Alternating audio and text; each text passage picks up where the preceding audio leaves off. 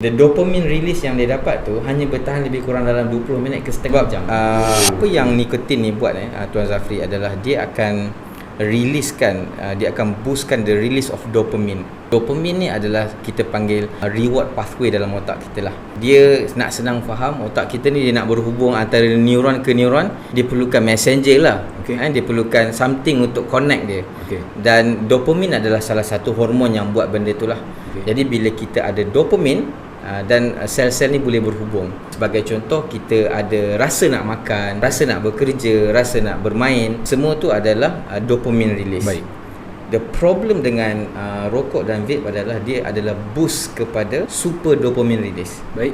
Jadi dia akan release macam bunyi macam bagus. Bunyi macam bagus in a short term. Sebab tu orang hisap rokok, orang vaping ni dia akan rasa mood elated. Dia akan rasa seronok lepas tu. Akan rasa, sebab tu kadang-kadang orang kata dia nak release stress kan. Dia cari idea. Betul. Sebab that what it does. Dia akan releasekan the dopamine. Baik.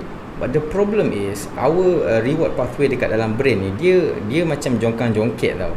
Macam seesaw, dia balance. Kalau kita press too much on the pleasure side, contoh kita boost sangat dopamine release tu, what will happen, our body dia ada satu mekanism yang kita panggil homeostasis.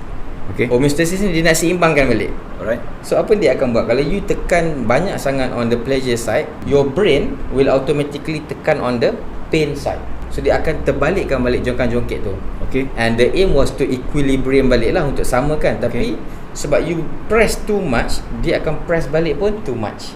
Faham. So then what is the results of that? You akan rasa depressed, rasa anxiety, you rasa inadequate, rasa gelisah. Sebab tu orang yang menghisap rokok, hisap vape, dia tak boleh berhenti hisap sebab the dopamine release yang dia dapat tu hanya bertahan lebih kurang dalam 20 minit ke setengah jam je. So after half an hour, dia kena hisap rokok balik untuk feel normal. Sebab kalau dia tak hisap rokok after half an hour, dan dia akan start rasa gelisah, rasa menggigil, betul.